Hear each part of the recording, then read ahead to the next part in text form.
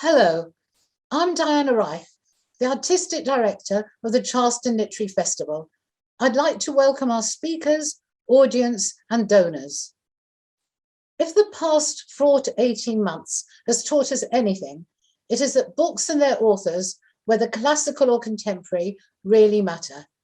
In trying times, readers turn to books for insights into the human condition, for the opportunity to be transported to other worlds, for ideas, for arguments, for inspiration, for experiencing the impossible, for laughter, and for the release of tears. The festival will provide the opportunity to engage with a galaxy of literary and artistic stars, as well as up-and-coming writers who are making waves. We have a far-flung cast list featuring authors from all over the United States, as well as the United Kingdom and elsewhere. Whether they're talking about former literary trailblazers, or gene editing, or human rights, or popular culture, or feminism, or medieval nuns, or groundbreaking films, or innumerable other subjects, they have one thing in common: the ability of compelling stories to linger in our imaginations. We're grateful to all our speakers, whether virtual or in person, for sharing their talents. Please thank them by purchasing their books. The festival couldn't happen without a committed team and board. We would like to thank our donors, both private and public, who generously make the festival possible. The College of Charleston, our academic partner, has been an invaluable source of support.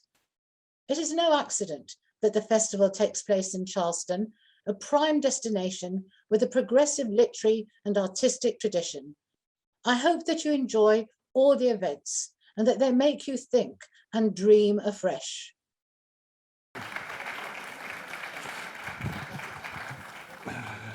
Welcome to the 4 o'clock session. Patricia Sullivan, professor at the University of South Carolina, will be in conversation with Judge Richard Gergel, and the conversation will involve primarily focusing on Patricia's most recent book, Justice Rising, Robert Kennedy's America in Black and White. And I do want to remind everybody that both authors have signed. Richard has a book as well, all of you probably know, Unexampled Courage, which has been a very hot ticket in Charleston the past couple of years. But both Judge Gergel and Professor Sullivan have signed books already, so you don't need to wait. But if you want to, after the event, they will personally inscribe them. So with no further ado, Judge Gergel. Thank you very much. It is such a privilege to be here with my friend Pat Sullivan. For those of you who don't really know Pat, she is one of on the first rank of American historians. Her book, Lift Every Voice, The History of the NAACP, is maybe one of the top books ever written on the civil rights movement in America. And this new book on Bobby Kennedy is really a special piece of work that I really encourage for anyone. Pat, unless folks are over 60, they didn't really even were not personally aware of Bobby Kennedy during his life.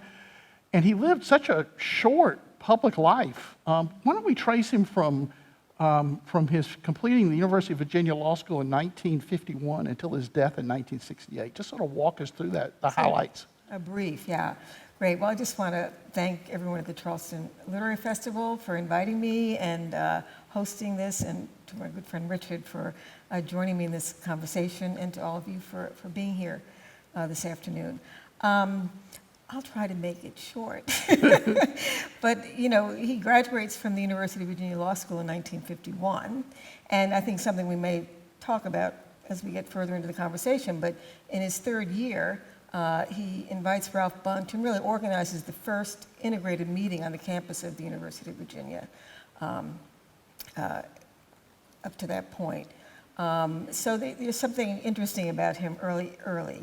But through the 50s, from 1951 to say, in 10 years, he's running a successful presidential campaign and becoming Attorney General at the age Well, he's of a 35. congressional staff member from Yes, 51 but to like 60. And then at 60, he's running his brother's campaign for president. He's what, 34 years old at the time? He's 34, and those interim years in the 50s, as Richard pointed out, congressional staffer.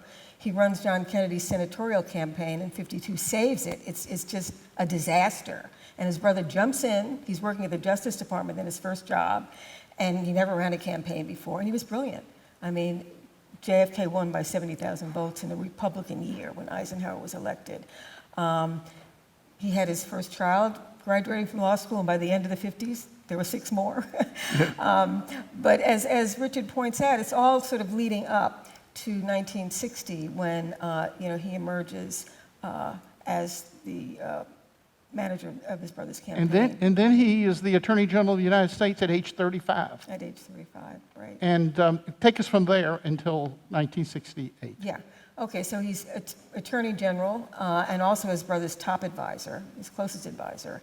And during that really short time that the Kennedy administration was in before the assassination, the Justice Department just went into the South very aggressively on school desegregation, voting rights, and really saw how deep the resistance was. And at the same time, I just want to point out during this early period, Robert Kennedy understands the national reach of racism. And how he came to understand that is a good question, but he's going to urban areas in the North, talking with young people, and really seeing the complexity of America's racial crisis. He is 32 days after his 38th birthday, his brother is assassinated. And he continues on. They have sort of teed up the Civil Rights Act, and that act really comes out of the Justice Department. I mean, I learned that as I wrote this book. They wrote it, they organized for it, they built the bipartisan coalition that would ultimately get it through. And then he's elected to the Senate in '64. From New York. From New York State.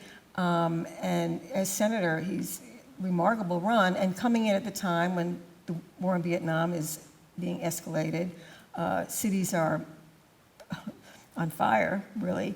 And he's facing, really aligned with King during this period, looking at the urban crisis, problems of poverty, and really emerging as one of the most, I think, insightful and public figures. And again, an example of someone who's been growing throughout his life in a period in our history when the civil rights movement and the Black freedom struggle put this on the agenda, okay? And I think what's really stunning about the Kennedys, they not only responded to the demands that the movement and really challenges in the cities raised, but to the opportunity it created for this country to move in a new direction. Well, Pat, you've written about some fascinating outsiders in your career. Virginia Durr, the great Alabama civil rights leader, NAACP's history of the NAACP. How does Bobby Kennedy fit into this picture of your historic interest? That's a great question. I didn't start out to write a book about Robert Kennedy, although my first chapter is called Misfit. I learned things about him. My work as a historian has really been looking at the period since Reconstruction, when we have the Reconstruction amendments, the end of slavery, citizenship, and how do people in successive generations struggle to realize that? People are always resisting Jim Crow and challenging. The New Deal creates a huge opportunity. As democracy expands, the Depression creates opportunities. And the NAACP book, which was the book I wrote prior to the Kennedy book, the NAACP was founded in 1909, and I look at it from the founding up through the 1950s. And this was the singular civil rights organization. And what I learned in researching that book, which took me 10 years, they are challenging the color line across the country. They have branches across the country. So as you get this legal struggle in the South that really gains ground and leads us to the Brown decision, you have NAACP branches fighting against the spread of segregation in northern cities. Because during this period, from 1909 through the 50s, African-American migration to the North and the West basically transforms the racial demography of America. By 1960, half of African Americans live outside of the South. So how does Bobby Kennedy get on the Pat Sullivan horizon? When I finished the NAACP, I wanted to take a fresh look at the 1960s. We think of that as the civil rights movement and then Black Power. And everything's happening through the 60s. I mean, race is on the front burner. Baldwin's writing about it early in the 60s. And so I wanted to kind of go through the 60s in a way that was national, not just looking at the South and then moving north, but national. And as I read around, he was my way in, because he was someone at the center, and he was a national political figure that by the time he became Attorney General, he saw what was happening in this country. and the consequences of our history and was ready to move in his various ways. Well, in 1960, here's this 34-year-old kid running his brother's campaign for president, and they have a crisis right as the election is approaching. It's nip and tuck, and Dr. King is arrested. Tell that story. Okay. And again, here's the movement creating opportunity. Dr. King was in Atlanta. SNCC, which had been founded that spring, had organized restaurants for still segregated throughout the city. And so they organized a massive sit-in campaign targeting restaurants. And they asked King to join them. And he was hesitant because the election was coming up. It was in like 3 weeks. And he knew it would create problems. And he was leaning towards Kennedy by then. And they persuaded him. He went. He was arrested. And the judge, because he had violated a parole for driving with an Alabama license in Georgia. 30 days after he had moved there, they had him... sentenced him to 4 months of hard labor in a prison way out in rural Georgia, no bail. And so people around the candidate, Harris Wofford and all, they knew Mrs. King, and Coretta King talked with Harris Wofford, and things started moving, and JFK's top aides were like, do not touch this. This is the third rail. And what happens with the Kennedys is that they intervene behind the scenes, and politically it turned out to be a good idea, but Robert Kennedy was outraged about the bail issue, that they wouldn't, and the governor of Georgia, Ernest Vanderveer, he wanted JFK to be elected. He didn't want to get caught messing around with this. So they sort of went behind the scenes. Bobby called the judge from a payphone and persuaded him to let them pay bail. So they did. And King was released. And he makes this announcement. And he makes his announcement. Well, yes, he thanked the Kennedys. Publicly thanked Kennedy. And he said, wait, sometimes the politically expedient is the morally wise. And his father, who had supported Nixon, because his father didn't like the idea of a Catholic becoming president, turned immediately and supported. And if you look at the election results, it's the African-American turnout in major cities that ends up tipping the election to Jack Kennedy. You could argue that Robert Kennedy said that afterwards to the Amsterdam News, said the black vote was key in their victory, which was, as many of you know, was razor close victory. Well, he becomes Attorney General, and he's got all these Southern political leaders, the governors who had supported Jack, and he's thinking, I can work out this civil rights problem with our friends. What did he learn? Yeah, quickly. Well, they started, moving ahead in the Justice Department, bringing cases. He quadrupled the number of lawyers in the Civil Rights Division, but he also felt that when problems happen, they could deal with these people. And the Freedom Rides, I call it, the Freedom Rides were his baptism. That's in May of 1961. Remind people what a big Freedom Ride was, what that was. The Freedom Rides took place because in December of 1961, the Supreme Court had a second ruling that basically said segregation in interstate transportation was unconstitutional. You couldn't do that. So riders set out from Washington, D.C. in May on buses heading into the South, black and white, men and women, to test it, to travel freely. And of course, they get to Alabama, the bus is bombed. One of the buses is bombed in Anniston. A mob with chains and pipes beat riders in Birmingham, and it's like, these people. With the cops stepping aside. No police. It was totally, And so the president tries to call John Patterson, who had been a big supporter of the candidate, and he won't take his phone calls. They said he's fishing. Wouldn't talk to them, just stonewalled. And they see these riders, and they realize that the civil rights activists were not going to turn back.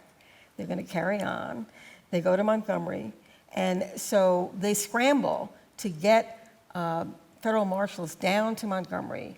King's addressing a huge mass meeting in Ralph Abernathy's church, and this mob surrounds the church and really threatens to burn it down. It's packed with activists and local people, white mob, and these marshals are the only thing between the mob and burning the church down. And by that point, Patterson had intercepted the phone calls, and he realized they were ready to send federal troops, and so he sent the National Guard. But those marshals kept a total disaster So, from happening. so Bobby's coming to realize that that these Southerners he thinks are of goodwill will not challenge the segregationists. Well, and what he says after the Freedom Rides, this is early, this is May of '61, he says to John Doerr, referencing the police chief up to the governor, those fellows are at war with this country. Okay? They're at war with this country. Then follows the admission of James Meredith to the University of Mississippi. Tell that story. One thing after the other. You know, I mean, that's in September of '62. And court order, and again, they're very determined to enforce court rulings on desegregation. Governor Barnett, dances around, and then when the time comes and the marshals escort him onto the campus, all the police disappear. Riot. And they did have federal marshals, but there are over 1,000 people on the campus rioting, attacking the marshals. 2 people were killed, including a French reporter who was shot at point-blank range. He had taken pictures of them unloading weapons from a truck, and hundreds injured. And finally, 25,000 federal troops came in to restore order. So they asked, someone asked Robert Kennedy afterwards, what did your brother learn? And President Kennedy, they're up in the White House all night. They have people down there, Katzenbach and their aides, and they're monitoring this, and they're just so helpless in seeing what is going on. And so afterwards, the governor and Senator Eastland blamed the Kennedy administration for starting the riot, for causing trouble. And so Bobby said, my brother learned never to trust another book on Reconstruction again. The books that said the poor white South, done. Yeah, actually, I love this section for you. What you said, this is Bobby, came to, or Jack, I guess both really, came to see the dominant historic narrative about the Reconstruction era, one that portrayed a South victimized by vengeful federal officials, Northern carpetbaggers, and ignorant black voters until white Southerners redeemed the South and restored order, was false. It's false. They came to understand that. Mm-hmm. And then he starts Bobby's asking, where are the lawyers? Talk about that. Well, Mississippi, I mean, no lawyer spoke up or spoke out or tried to help. I mean, silence among, just silence. And how about the American Bar Association? Nothing. Nothing. Nothing. Nothing. And again, these are eye-opening experiences for him to see how deeply embedded this is and how, it was. And we may talk about that, but one of the groups they really mobilized when they finally introduced the Civil Rights Act are the lawyers. And, they have a White House conference on civil rights with lawyers, correct?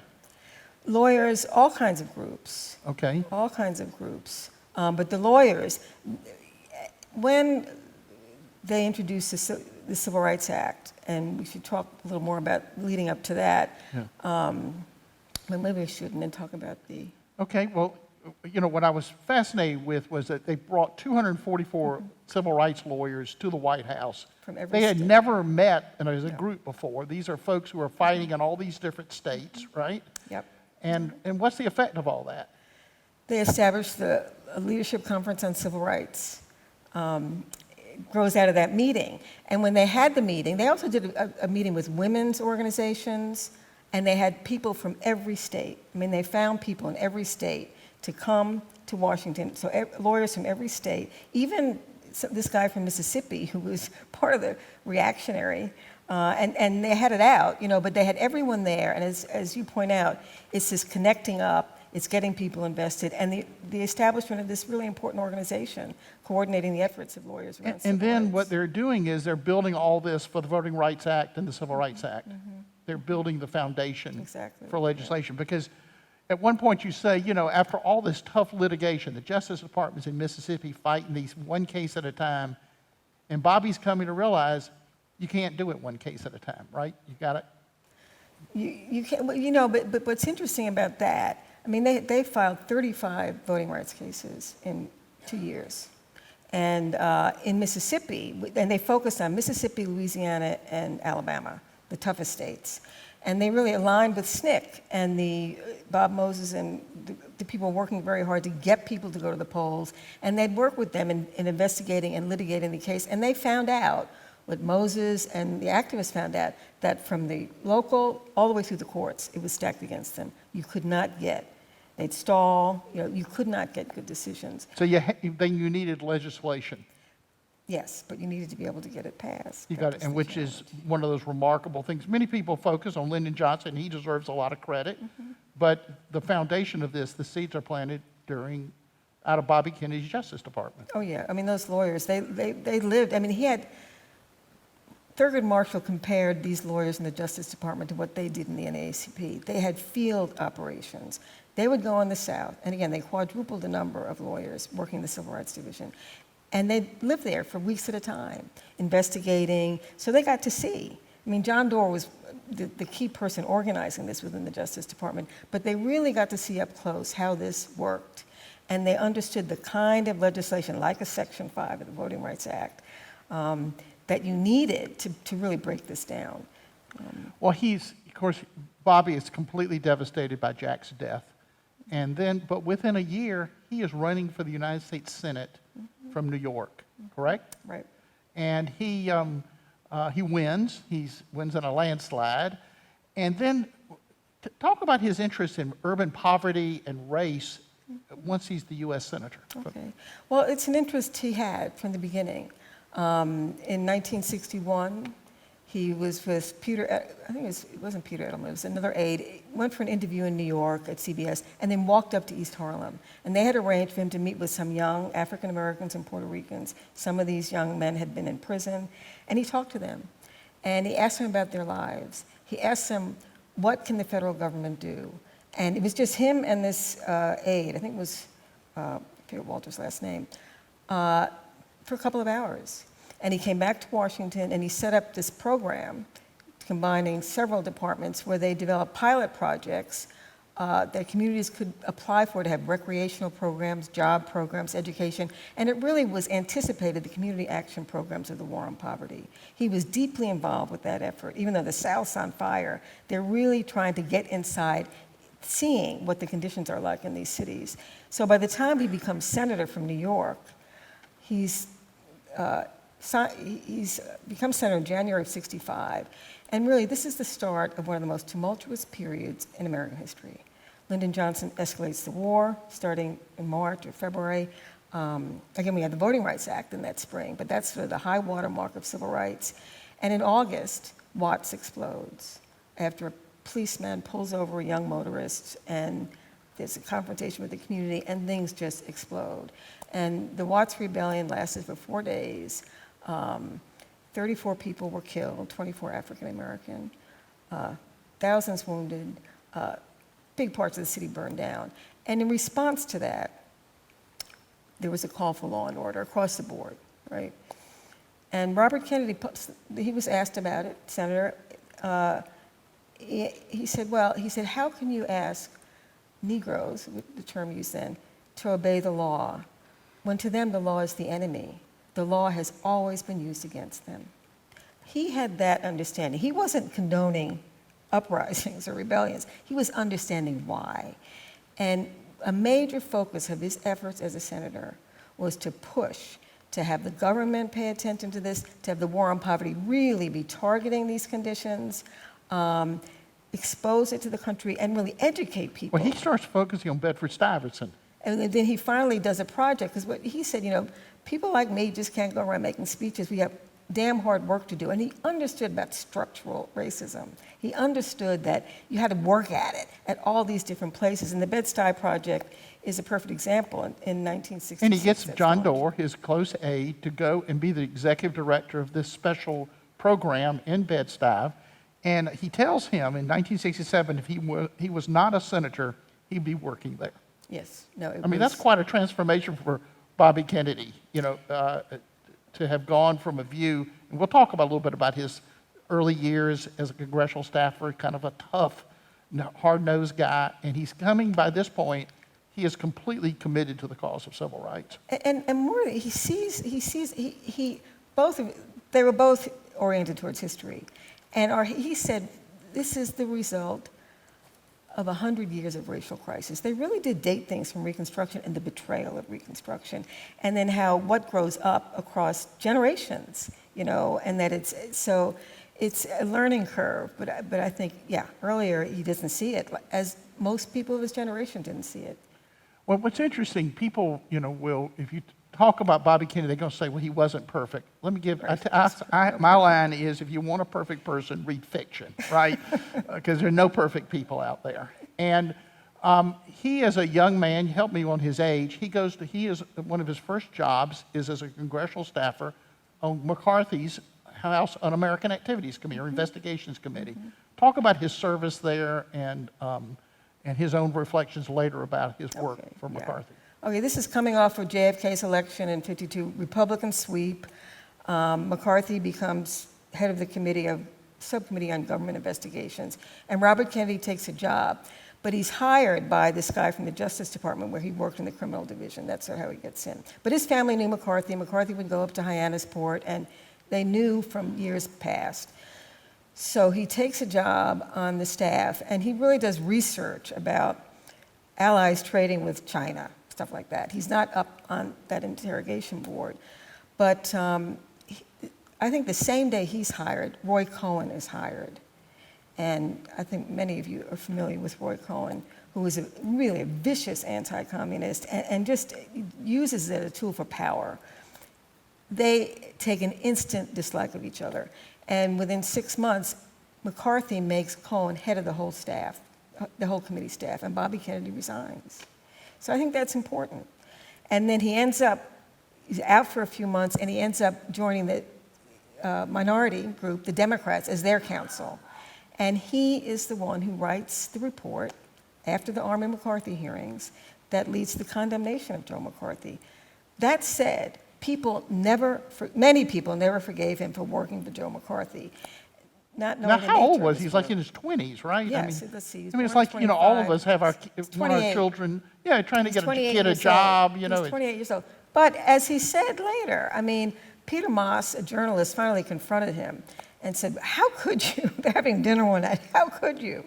And he said, well, then I did think there was a security threat in our country. He said, and I was wrong. I was wrong.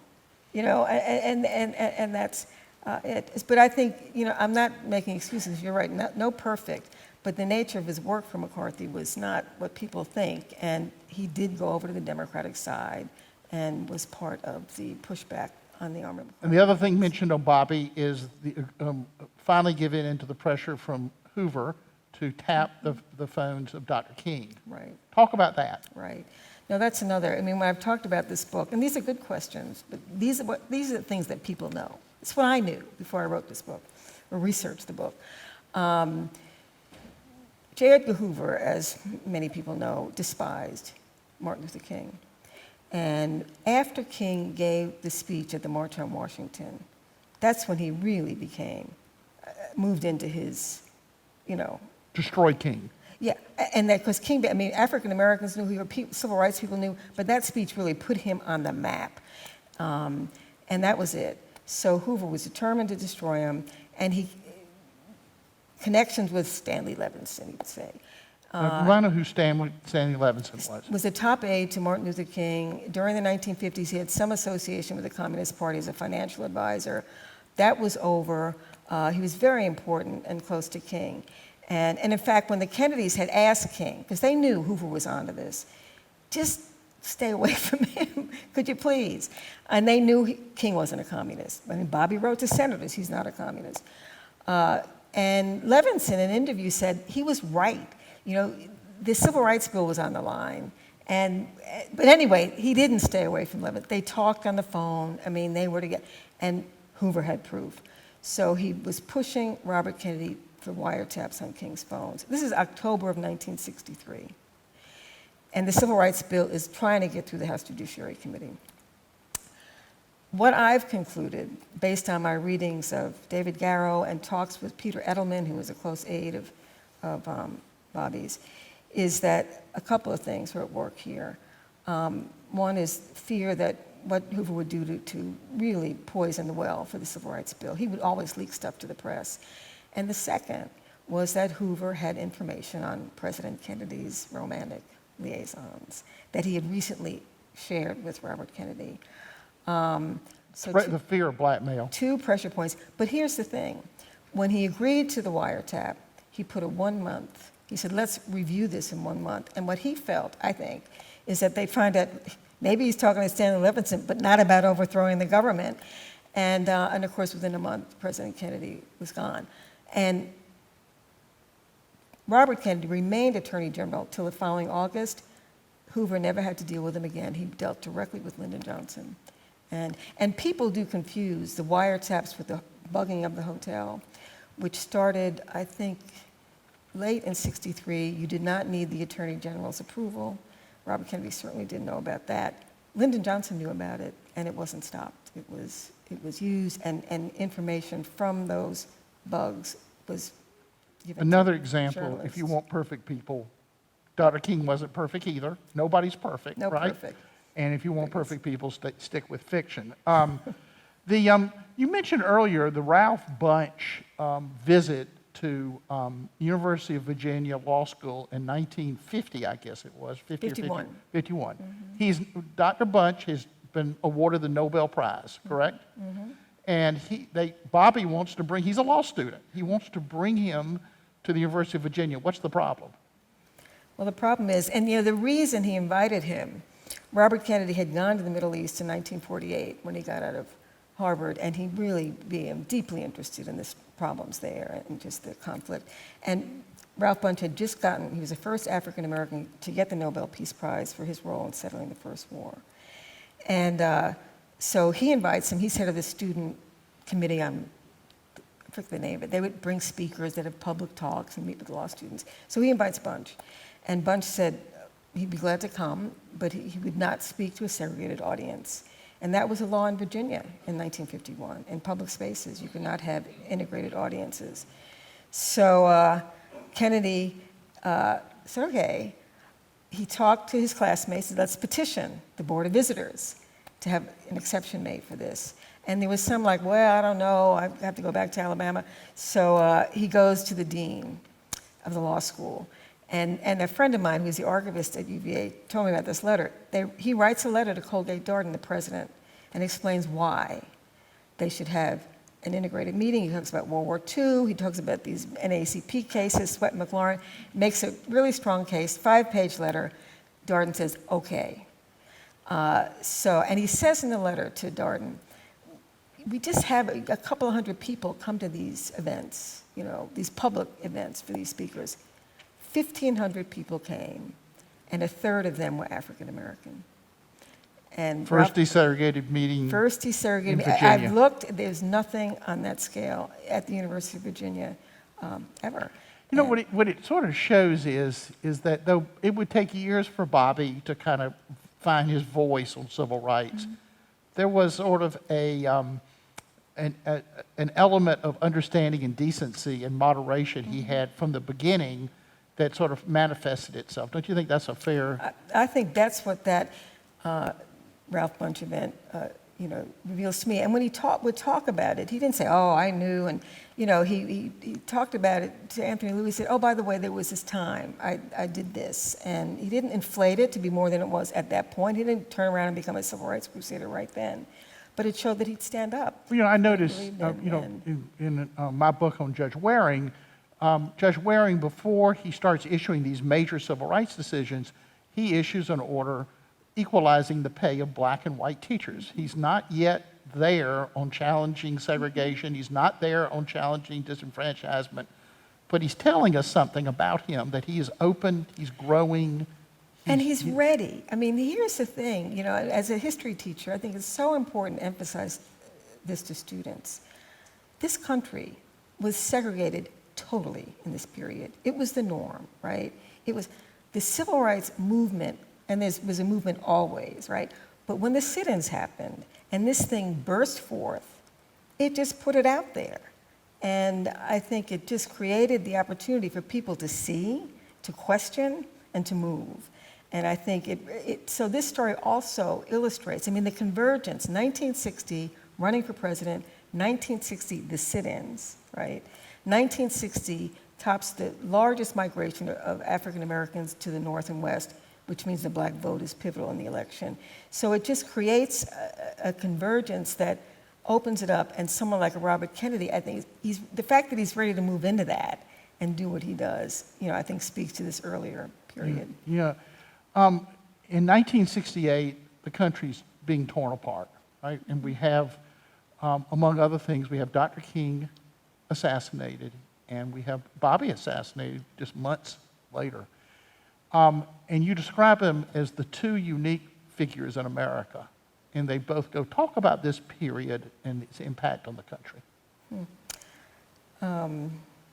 In writing this book and leading up to this point in the book, during these later years, Dr. King and Robert Kennedy are very much in alignment about the war, about what's happening in cities, about poverty. In fact, there's a scene when there's a hearing, and he and King have like sort of a soliloquy about what's happening, the failure.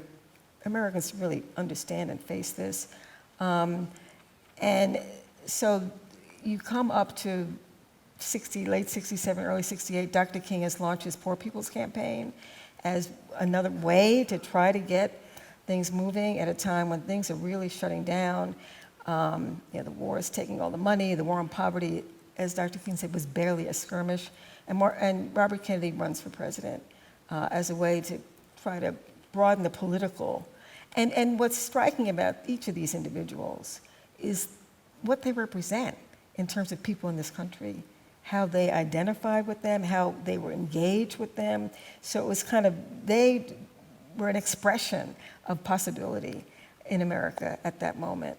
And I think the loss of, first, Dr. King being killed. After Dr. King was killed, membership in the Black Panther Party skyrocketed. Because people were with him, they were, and then with Robert Kennedy, just shutting down those possibilities of.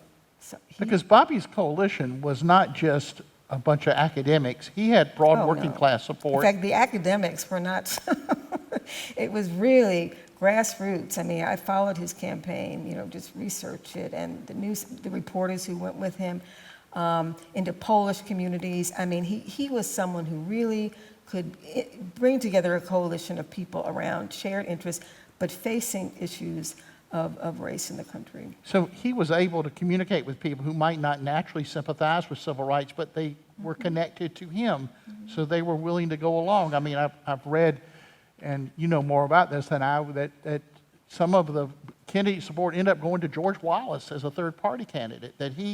That some of the folks who followed Kennedy were they were, I don't know how you establish, anti sort of the status quo, and they felt that he was standing up for them, right? I think when we think how people react politically, we all have different emotions that are tapped into. And I think that, in Indiana, Robert Kennedy won Indiana in the primaries, mostly, I think, 9% African American, right? And they had a strong guy stand-in for Humphrey, the former governor, I think. And in that case, Wallace had done very well in Indiana a few years earlier. But, he's appealing to hope, possibility, to your better nature, to a vision of this country that is, what it promises to be.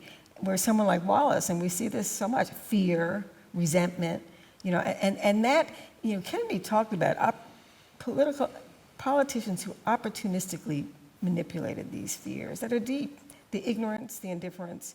And so, I think you can see. How close was he, in fact, to win the Democratic nomination? I think he was very close. He'd won California literally the night of his death. Won California. He had a head of steam.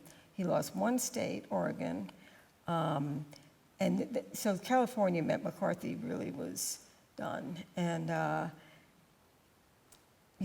he had a great campaign organization. People really committed, labor people. So I think Johnson would have done everything to keep him from winning, but he had a lot of power himself. And again, this infrastructure that had been built Of up course, over you had years. this is the campaign he had begun building in '60 for his brother. Exactly. It's the network. When you think about it, yeah. I mean, Yeah. this, yeah. So, yeah, I think that it was certainly So what's the country like if Bobby Kennedy is elected president? different. How's it different? Well, how does the path differ? Well, you would have had a different policy towards cities, towards policing. I mean, what happened under Lyndon Johnson's war on crime and then with Nixon, I mean, it just horrific, you know, and so that would have been front and center. Vietnam, I don't think there's any question, but that we would have gotten out of Vietnam. President Nixon escalated that war tremendously. So when you think about that, I mean, the disaffection at the Democratic Convention in '68 of young people, people really started to give up on politics. Not just with his, but then, you know, what replaces it with what? And again, you know, the country trends and, you know, you can't predict, but certainly it would have given us an opportunity to move in a different direction then. And the other thing about the Kennedys that I learned in writing this book, they attracted remarkable people into the first administration. When you look at that Justice Department that Robert Kennedy built, they paid attention. They got the best people and people who were committed to public service. And again, in the '60s, we had more of that than now, but they had a real capacity to do that. So we would have had that. We would have people ready to come in and be part of that administration if he had been elected president. So what does it tell us about Bobby Kennedy's life, this growth he experienced? Talk about that a bit. It's a wonderful thing to see what human beings are capable of. And I think with him, you know, when I started working on the book to try to figure out what was it about him that would make him responsive in the way that he was. But he moved through a time in our history that demanded attention to to the issue of race that goes all the way back, and we continue to struggle with deeply today. But, you know, that convergence, that he was ready, and he grew. And I think we have to give people room to grow. I think it's hard for politicians at that level today with the social media and the 24-hour news. I mean, you know, any wrong move and you're like, you know, so when you think back to the early '60s, even though I think he was extraordinary, there was room to grow in the way that he did. And it had, tremendous consequences. Well, let's see if folks want to join the conversation. Why don't we, let's have some questions. We have questions in the audience. I see a hand here. Can our folks with the microphone? Do we have the microphones? Here we go. Gentleman here in the front.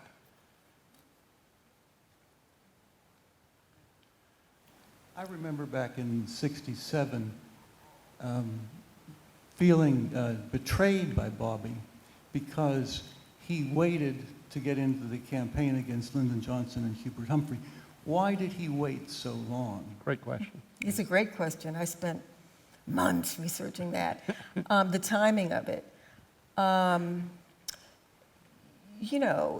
He wasn't going to run just to make a protest against Lyndon Johnson. You know, if he ran, he wanted to feel like that he had a shot. And so I think that is a main thing. He's thinking about it towards the end of '67. In fact, Frank Mankiewicz said, and I interviewed Frank Mankiewicz, but he said this in an earlier oral history interview, after the Detroit Rebellion, when President Johnson went on the television and basically said that this is a problem of crime and we need more, safety on the streets, this sort of thing. Robert Kennedy said, that's it, he's done with the cities. And Frank Mankiewicz said that is when he started thinking about running because of the issue. But again, you don't just say, I'm going to run for president. What happens by the early '68, he's not going to run because he thinks it'll be destructive. And then the Tet Offensive happens and the Kerner Commission report comes out. Meanwhile, Eugene McCarthy declared in November of '67. Eugene McCarthy's first comment on race was on April 10th, 1968. Race was not on his agenda. Kennedy did not think McCarthy was a strong candidate. Kennedy knew he could not support Gene McCarthy, but that was separate from him running. When he declares after the New Hampshire primary, Again, I interviewed. I remember New Hampshire, McCarthy's stronger. Yeah, when he makes a strong showing, and it shows that Johnson is really vulnerable. Before that, Robert Kennedy's going out to California to see Chavez to break the fast. On the airplane with Siegenthaler, Edelman, another person, he says, I'm going to run. I'm going to get in. He tells Chavez that. And then he lets McCarthy know through Dick Goodwin. He thought if he came out before New Hampshire, it would be between him, and it wouldn't be a referendum on Johnson. And you know, this is what I'm teasing out. But the point is, this is a big decision for him. And when he declares, and he runs with all his might. But people, you know, it wasn't, the fact that Eugene McCarthy got in was a good thing. And Kennedy thought that. It was really putting the war on the agenda. But Gene McCarthy had, I mean, the cities are exploding. Race was not an issue with him. So I think. Well, taking on an incumbent president, your brother's vice president would be quite a thing. And in the course of this, I mean, I loved writing this chapter because he had George McGovern, who was his good friend, and Kennedy got involved with the senators against war as soon as he got into the Senate, sort of behind. He didn't want to look like he was going after Johnson, but he was concerned about the direction of the war. Senator McGovern polled all of the anti-war senators that they wouldn't support him, you know, because if you got out ahead, Johnson, you know, it was politically very risky. And so there are all those things, but then he finally gets in. But it was... And if you remember about Lyndon Johnson, he had a memory of an elephant, right? If you crossed him, he would get you. I mean, that was one of the keys to his effectiveness as president and getting the civil rights bills through, was people didn't want to cross Lyndon Johnson. No. So, you know, I can see these other senators saying, whoa. Oh, no, totally. You know, and then someone pointed out McCarthy wasn't up for re-election for another 4 years or something, you know, but that's a great question, and it's something I really spent a lot of time sorting out. I'm having trouble seeing you. Other questions? I see, if you take the microphone, the next person, thank you. Can you hear me? Is it on? Yes, Okay. yes. You talk about Lyndon Johnson being vindictive, if you will, against some of his enemies, but that same story is about Bobby Kennedy. And I wanted your comments about a meeting which took place in Morgenthau's, Robert Morgenthau was the U.S. Attorney for the Southern District of New York, and at that time, the Attorney General was Bobby Kennedy. And they called Irving Younger into the office, and Morgenthau said, Mr. the Attorney General has something for you. And he said, what is it? He said, we want you to get Roy Cohn. And he said, well, what did he do? And Bobby Kennedy said, we don't know, figure something out. And they indicted him 3 times, Morgenthau, and they could never make it stick. Morgenthau denied the meeting. Irving Younger swore that it happened. And there is factual proof that it did happen. Do you have opinion about that in your book? No, because I'm writing about race and civil rights, and I didn't follow, as Richard pointed out, there's no perfect, and I wouldn't stand up here and say, if that happened, that happened. It wouldn't surprise me. But on this issue, which is the defining issue of our history, and which in the 1960s moved into the center, and really, and we're living with the consequences of the limit, you know, what we failed to do in the 60s, I mean, with what happened with policing in the cities. So no, I mean, those, you know, but again, I don't just, oh, by the way, because it really didn't fit into my story, but I'm interested to know about it. One thing that, you know, after, for several years, Bobby works with McClellan on the Labor Rackets Committee. And there is a lot of discussion about Bobby going after Jimmy Hoffa and the Teamsters. Right. He was correctly understood they were mobbed, but he, you know, there was him being a sort of, you know, nothing would stop him. I did research that because that's on the Rackets Committee. He was he hired 155 people. I mean, that was an amazing operation, and he was after. But you know, I've read and he went hard, but I didn't see any line crossing in that. But he went hard, and some people were very critical of that. Yeah, that he was sort of he had a reputation. I think there were, I don't know how many people, hundreds of people who they brought up before that committee, so it wasn't just Hoffa. Yeah, well, he ended up, they were right, and the labor movement was somewhat sympathetic because the Teamsters were mobbed. That's when Robert Kennedy and Walter Reuther developed a very close relationship because Goldwater wanted them to go after the United Auto Workers, and but yeah. Okay, we have others. Yes. This one. Okay, yes. Yes, hi. Fascinating discussion. Thank you so much. And I just wondered your opinion. given the tumultuous time and everything else, I listened to the RFK Tapes, the podcast, the RFK Tapes, which was very fascinating. I'd love to hear your opinion on who killed RFK and why. Oh my gosh. I listened to those tapes too. And we had this conversation last night. During my research, I flew out to California, to Los Angeles, to see Paul Schrad, who was the UAW regional director on the West Coast, and he was the first person shot by Sirhan Sirhan in the kitchen that night. And Paul and Al Lowenstein, well, Al started it, were convinced that the bullet that killed Robert Kennedy was not fired by Sirhan Sirhan. And, you know, so I invite people to listen to those tapes, to read, and, you know, we'll never totally know, but I have doubts. And I spent an afternoon with this guy who's 92. He's a major labor guy. I mean, and I asked him, I said, well, who do you think did it? He said, that's not my, you know, that conspiracy theory. No, I just know that the bullet that killed him wasn't fired by Sirhan. So I think it's, but it's difficult to say definitively. I think that podcast is very good. Is that the one I'm thinking of, the tapes? Yeah. And again, going all the way out to see this man who was there and who has no reason to, you know, but that's, there are questions. I would say that, there are questions. Yes. Yeah, we can. To what degree did the president's assassination impact Bobby Kennedy's sensibility and worldview?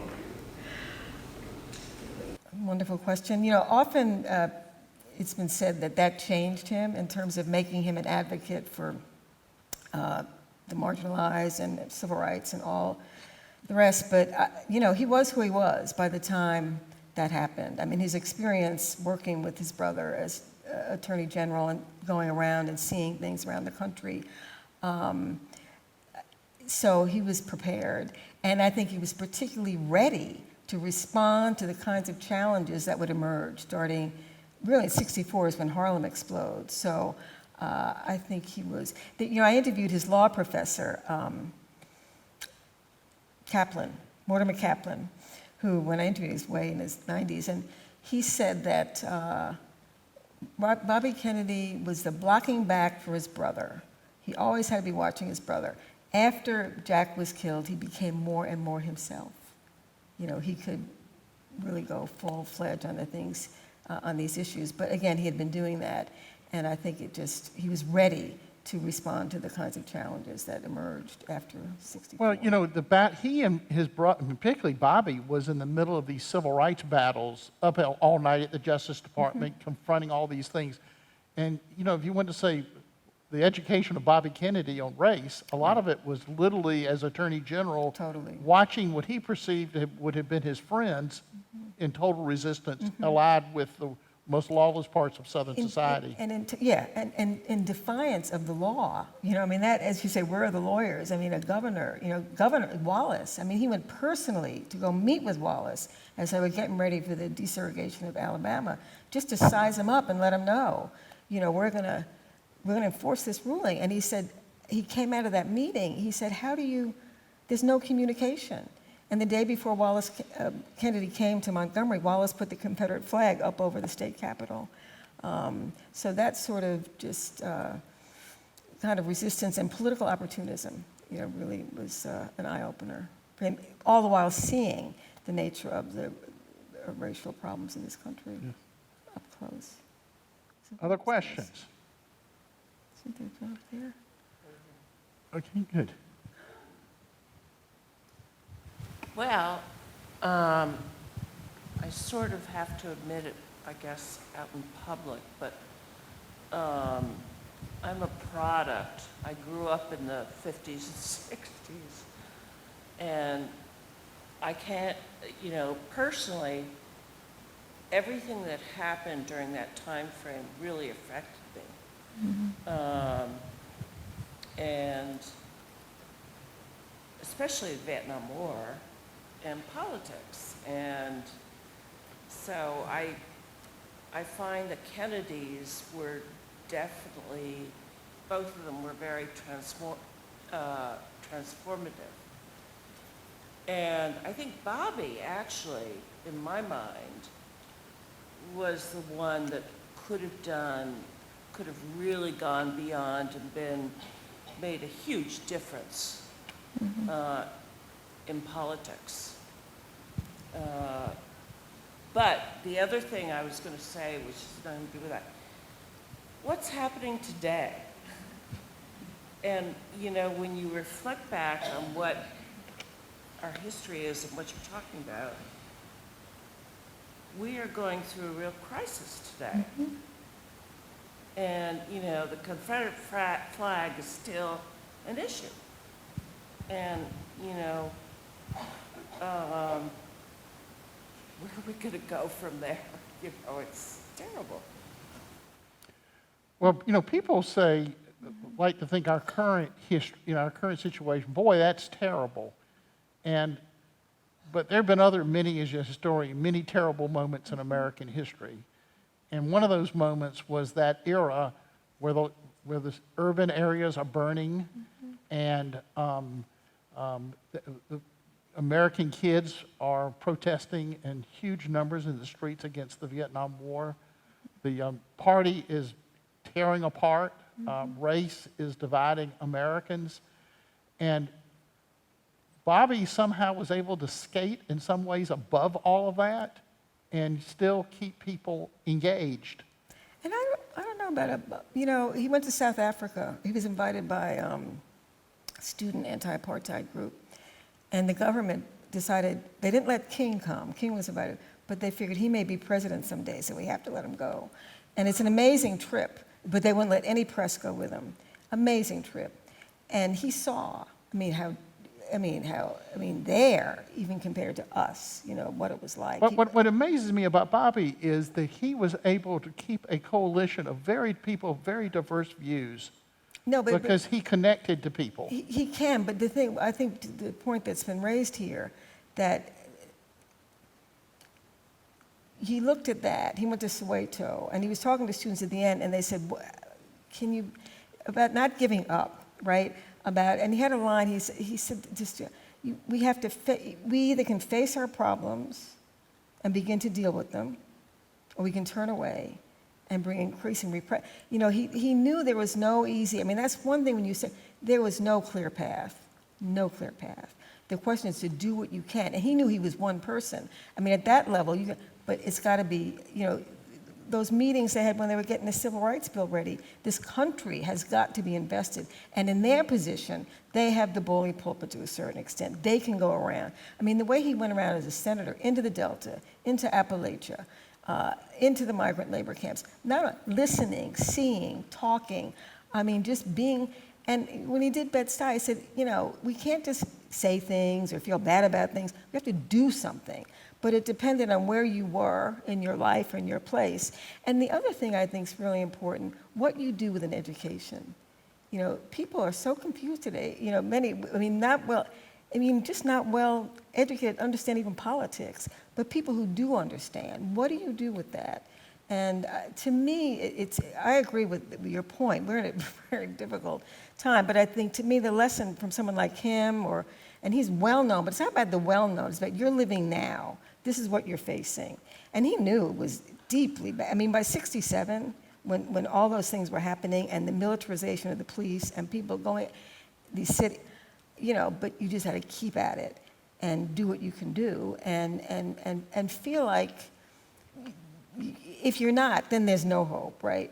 But it's, where do you grab hold? And I think the point about this period, it was very difficult to see where you grab, but you just went to see, you had hearings, you did what you could do in your own way. But it's, I think that's kind of the sort of takeaway for the present. But we have very different media climate. The challenges, but it's that, how do you, he said, you know, we didn't create the conditions that we inherited. You know, we forget the guilt, but do what you can do now to leave it better. You know, you're not going to make it perfect. You're not going to totally change it. But living a life of civic engagement, commitment, education, reading, learning, I mean, being able to change your mind, as you say. And one of my students... And grow. Listen and grow. And somebody called him a radical listener, which I think is a great compliment. You know, we all have a hard time doing that nowadays. You know, there's something talking about the measure of someone can be in a moment. On the night, I believe he's in Indianapolis, he is told Dr. King has died. He's been assassinated. And the country at that moment could just explode, right? And what is his comment? You know, my brother was killed by a white person. man. It's the And only he time was he also ever- killed by a white man. There was something incredible. I mean, Oh, that to have speech. the wisdom to give that talk on the fly, On the fly. on the night of the event, was that he was ready for greatness. No. And, you know, that's one of the things that drew me to him early on. You can YouTube that speech and just see him and hear him. It's short. But I thought, who is this guy? You know, talking like this, understanding that way. And when he got to Indianapolis, when he heard that King had died, the police chief said, you can't go over there. Because John Lewis had set up a campaign event in the black part of town, a black community. And he said, look, he said, I and my wife and family could go to 17th and Broadway and lay in the street and nothing would happen to us. If you can't, that's your problem. I'm going. And he said, I don't want any police coming with me. And he went, and you know, he told, gave this incredible and most of speech. the people there, again, all cell phone, most of the people there had not heard that Dr. King was dead. So he broke the news to this crowd of mostly African American people, and gave that amazing speech.